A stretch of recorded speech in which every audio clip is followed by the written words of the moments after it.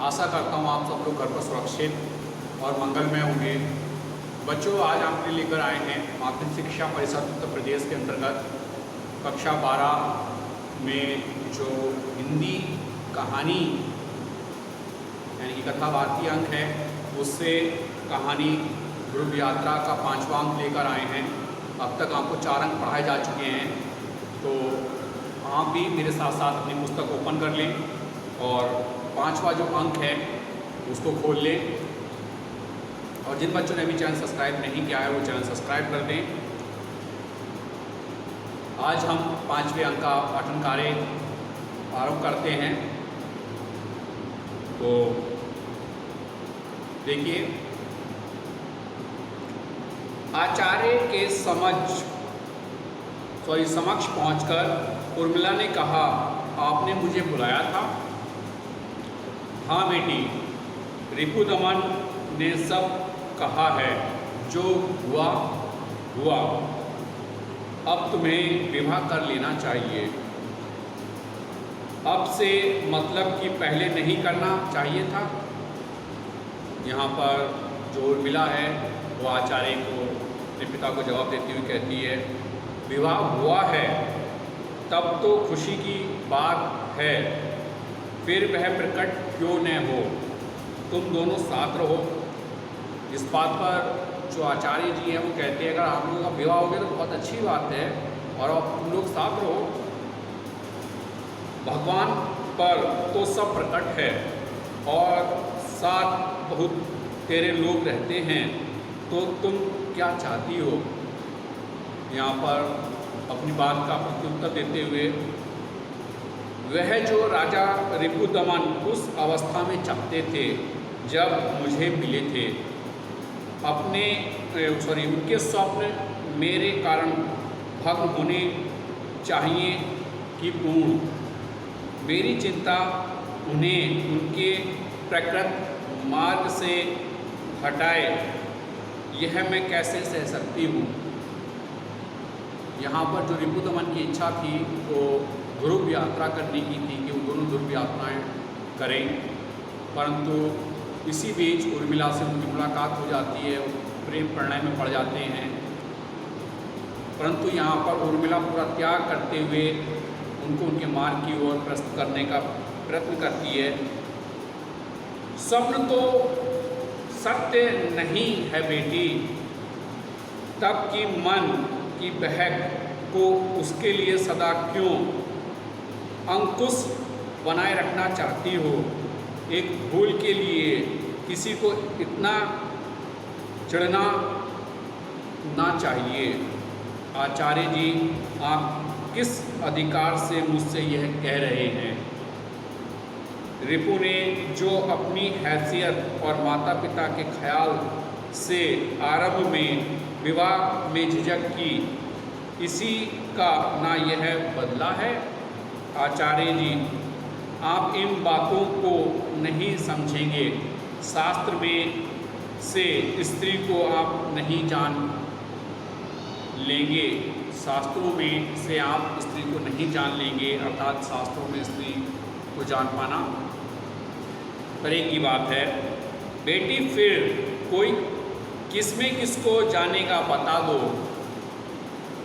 सब कुछ प्रेम में से जाना जाएगा, जो कि मेरे लिए आपके पास नहीं है। यहाँ पर अपनी बात को स्पष्ट करते हुए उर्मिला अपने पिता से कहती है, सच बेटी, मेरे पास वह नहीं है और तेरे लिए जितना चाहूँ उतना है। यह मैं किसी तरह न कह सकूँगा, लेकिन तुमसे जो सच्चाई छिपाता रहा हूँ और अब छिपा रहा हूँ, वह अनर्थ अपने लिए नहीं, तेरे प्रेम के लिए ही तुझसे बन सका है। यह भी झूठ नहीं है। बेटी, मैं काफ़ी जी लिया, अब मरने में देर लगाने की बिल्कुल इच्छा नहीं है।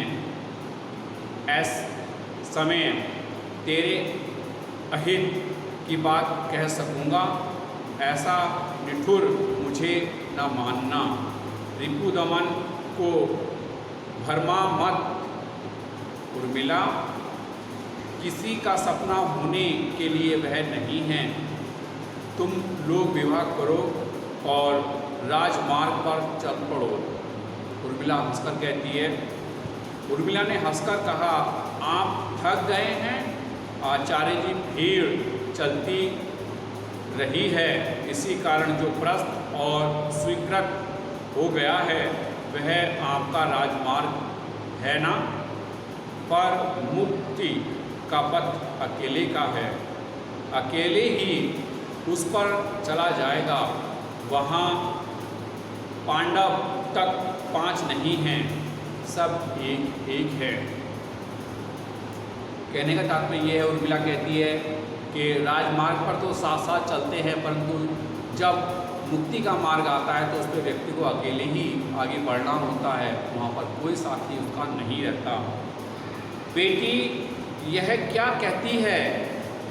सनातन ने जिसको प्रतिष्ठा दी है, बुद्धि के अहंकार में उसका तर्जन श्रेयकर नहीं होने वाला है। उर्मिला, यह एक बूढ़े की बात रखो, पर बेटी उसे छोड़ो। बताओ, मुझे माफ़ कर सकोगी? आप रिपुदमन की अपनी समझ से उससे हित की ओर मोड़ना चाहते हैं, उसके लिए उसको क्षमा मांगने की ज़रूरत है। तो तुम रिपु से नाराज ही रहोगी, उसके साथ अपने को भी दंड ही देती रहोगी। मुझे पाने के लिए उन्हें जाना होगा, उन्हें पाने के लिए मुझे भेजना होगा। यह आपको कैसे समझाऊं? यहाँ उर्मिला अपनी बात को स्पष्ट करते हुए कहती है, हाँ, मैं नहीं समझ सकूँगा, लेकिन मेरा हक और दावा है। सोचता था भगवान के आगे पहुँचूँगा, उससे पहले उस बात को कहने का मौका नहीं।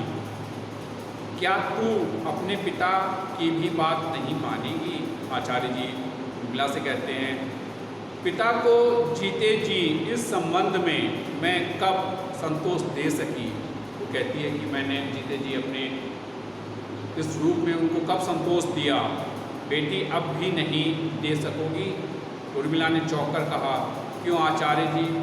मारुति का कंठ भर आया, कांपते हुए बोले, हाँ बेटी, चाहे